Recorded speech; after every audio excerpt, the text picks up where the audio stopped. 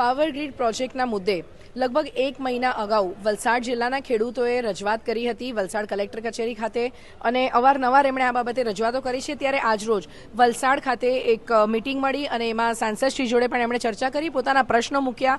જે કામ ચાલી રહ્યું છે એની સામે એમને એટલું વળતર પણ મળી રહ્યું નથી। ત્યારે આપણે જોઈએ છીએ કે અત્યારે અહીંયા મોટી સંખ્યામાં વલસાડ જિલ્લામાંથી ખેડૂત ભાઈઓ આવ્યા છે। શું ચર્ચા થઈ, કઈ રીતના એમણે પોતાના પ્રશ્નો મૂક્યા, સાંસદશ્રી તરફથી એમને શું જવાબો મળ્યા છે, એમના મુખે જ સાંભળીશું। શું નામ છે આપનું? મારું નામ પ્રજ્ઞેશ પટેલ છે। પ્રજ્ઞેશભાઈ, શું ચર્ચા થઈ અને તમારા મુખ્ય મહત્વના મુદ્દા કયા કયા હતા? અમારા મહત્વના મુદ્દા હતા કે એકચ્યુઅલ માહિતી આપવામાં આવે પાવર ગ્રીડ તરફથી, જ્યાં કોઈ પ્રોજેક્ટ નાખવામાં આવી રહ્યો છે એની માહિતી અમને જોઈએ છે।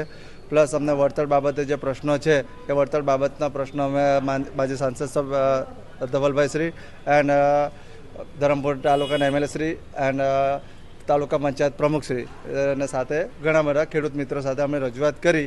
એમણે રજૂઆતમાં એવું કીધું છે કે અલગ અલગ તાલુકાના 5-5 ખેડૂતોને અમે બોલાવીશું, બરાબર, અને કલેક્ટર એવા જે હાલમાં સત્તાધારી પાર્ટી છે એમના MP MLA સાથે મળીને તમારા પ્રશ્નો છે એનું અમે નિરાકરણ ટૂંક સમયમાં અમે લાવીશું।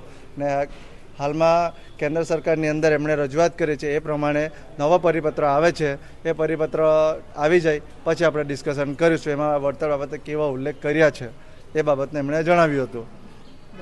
બીજો પ્રશ્ન એવો છે કે હાલમાં ઝાડના બાબતે વળતર નક્કી કરવાની સત્તા ઓલરેડી કલેક્ટર પાસે છે, તો એ કલેક્ટર ઓલરેડી એ બાબતે કોઈ આગળ પગલાં લઈ નથી રહ્યા, એ બાબત બી એમને જણાવવામાં આવી રહ્યું છે।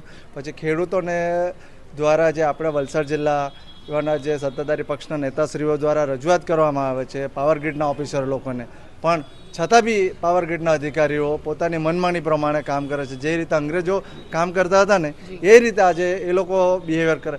જો સત્તાધારી નેતાની જો વાત નહીં સાંભળતા હોય તો પછી અમારા જેવા સામાન્ય ખેડૂતોની તો કોણ વાત સાંભળવાનું?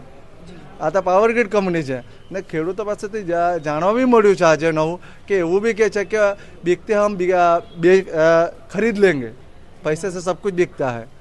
એ રીતે પાવર ગ્રીડના અધિકારીઓએ કીધું ખેડૂતોને કીધું છે એવું આજે સંકલન મિટિંગની અંદર એક ખેડૂતે આ રીતે જણાવ્યું। એટલે તમે વિચારો કે રિયલમાં જે 1885 જે કાયદો ટેલિગ્રાફ બન્યો હતો અંગ્રેજોના જમાના, એ રીતે આજે પણ પાવર ગ્રીડ કંપની સંચાલન કરવા માંગી રહ્યા છે। ઇવન આપણે જે સત્તાધારી નેતાઓને દબાવે એટલે તો પછી તમે વિચારી શકો કે કઈ હદ સુધી આ કંપની જઈ શકે। એ બહુ મોટો ગંભીર પ્રશ્ન છે આવનાર વલસાડ જિલ્લા માટે અને તમામ વલસાડ જિલ્લાની પ્રજાના માટે કે આ ગંભીર પ્રશ્ન છે। તમે આજે નહીં ચેતશો, આજે અમે અસરગ્રસ્ત છે, કાલે તમે બી અસરગ્રસ્ત થશો।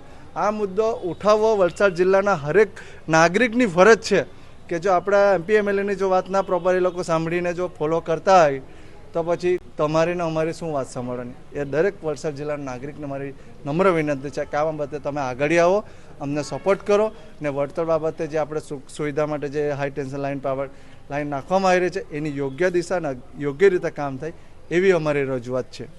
ખૂબ ખૂબ આભાર આપનો। અન્ય એક ખેડૂત મિત્ર છે, એમની સાથે વાત કરીશું। શું નામ છે આપનું ભાઈ? મારું નામ કુણાલ પટેલ છે।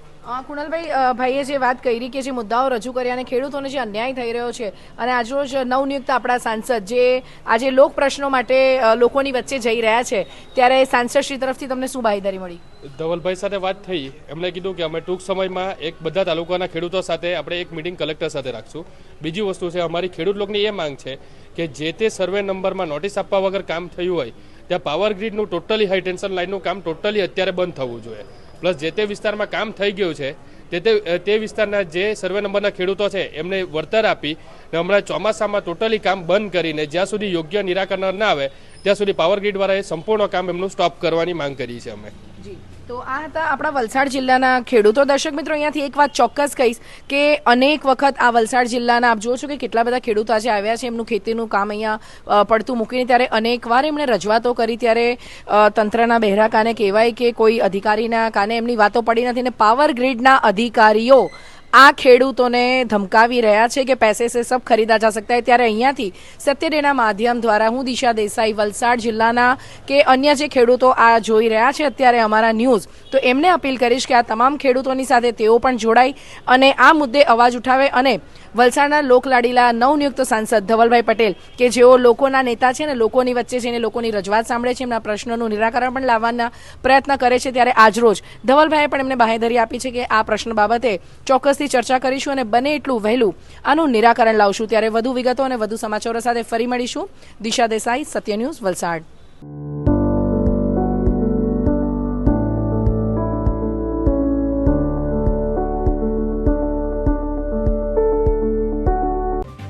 જો તમે આ વિડીયો ફેસબુક પર જોઈ રહ્યા છો તો લાઈક અને ફોલો કરો, અને યુટ્યુબ પર જોઈ રહ્યા છો તો અમારી ચેનલને સબસ્ક્રાઇબ કરો.